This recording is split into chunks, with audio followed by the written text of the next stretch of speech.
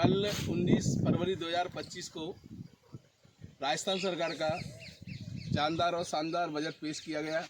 आज सुबह ही सुबह अपने खेतों पर जब घूमने आए तो हमारे सभी गांव के बुजुर्ग और युवा साथी जब बैठे हुए थे तो यहाँ पर बजट को लेकर के चर्चा हुई।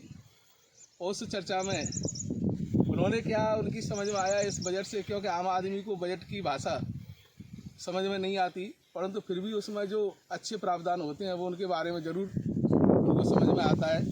तो हमारे किसान भाई भी हैं साथ में, जब बजट से किसान में का फायदा मिला है, फायदा बढ़िया 9,000 रुपया हमारे करते हैं राजस्थान सरकार में। अरे 9,000 रुपया कहते हैं राजस्थान सरकार में। पहले कितने के मिलते? पहले तो 8,000 6,000। ये धन्यवाद देना चाहते हैं भजनलाल जी को कि उन्होंने किसानों के जो सम्मान निधि है उसको 6,000 से बढ़ा करके जो 9,000 किया है। ये बहुत ही एक सुखद एहसास है और किसानों को निश्चित रूप से इससे आर्थिक फ़ायदा भी मिलेगा। हमारे साथ में कुछ युवा भी है, तो आप भैया तुम्हें क्या फ़ायदा मिल जाते? 1.25 लाख जगह नहीं करी नौकरी नहीं की, इनते हमें काफ़ी बढ़िया फ़ायदा मिला है।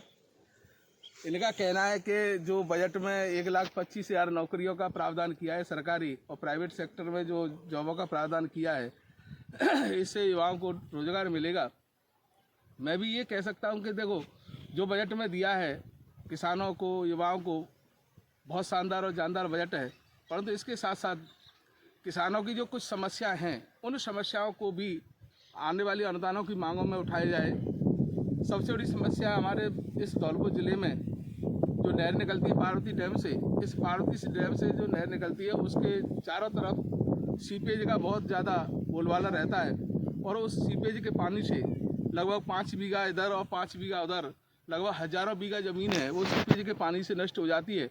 तो मेरा आदरणीय भजनलाल जी से निवेदन है कि सिंचाई विभाग को इसमें पाबंद करके आंगई से निकलने वाली इस जो पार्वती पार्वती जो डैम से निकलने वाली जो नहर है, ये नहर शहपुर तक जाती है और दोनों साइड सीपेज के पानी से फसलों का काफ़ी नुकसान होता है।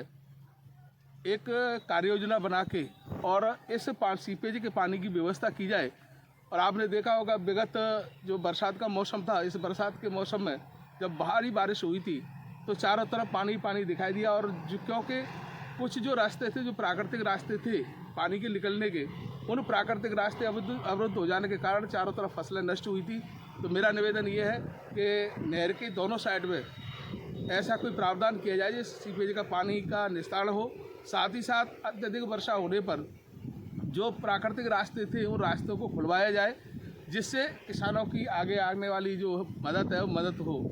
साथ ही साथ मैं एक निवेदन और करना चाहूँगा कि अगर किसानों की खुशहाली, समृद्धि और बहबूदी चाहते हैं तो किसानों के लिए किस तरह एक ऐसी कार्य योजना बनाई जाए जिससे उनके जो भी बीज खरीदते हैं, बीज, खाद और जो भी किसान डीजल खरीदते हैं उन पर एक कार्ड बना करके उनको सब्सिडी दी जाए, जिससे क्या है कि किसान को जो परेशानी होती है उस परेशानी को निजात दिलाई जाए।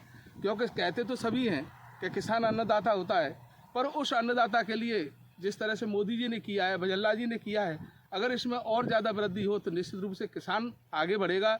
और उसके लिए ज़रूरी है कि किसान के खेतों में उपयोग होने वाला डीजल, किसान के खेतों में उपयोग होने वाले उन्नत बीज और किसानों के खेतों में उपयोग होने वाले जो भी हमारे रासायनिक हैं, खाद है, बीज है, उस पर एक कार्य योजना बना करके सब्सिडी दी जाए। तभी हमारे किसानों की बहबूदी हो सकती है, आगे बढ़ सकते हैं और उनको अच्छी फसल हो सकती है। क्योंकि वर्तमान समय में आप समझते हैं कि चारों तरफ गेहूं की फसल खड़ी है और गेहूं की फसल खड़ी होने के बावजूद भी आज चारों तरफ रात भर किसान जाग रहे हैं, सो नहीं पा रहे हैं बेचारे अपनी फसलों को रखवाली के लिए। तो नरेगा योजना के तहत उन तारबंदी के लिए नरेगा योजना में तारबंदी को लागू किया जाए जिससे किसान अपनी कुछ राशि लगा करके अपने खेतों की तारबंदी कर सके और अपनी उजड़ती हुई फसलों को बचा सके। जय हिंद, जय भारत। पुनः अच्छे शानदार, जानदार और जनहितैषी बजट के लिए राजस्थान सरकार का बहुत बहुत कोट आभार। जय हिंद, जय भारत, जय जवान, जय किसान। हमसे हमेशा जुड़े रहने के लिए हमें सब्सक्राइब करें और बेल आइकन दबाएं।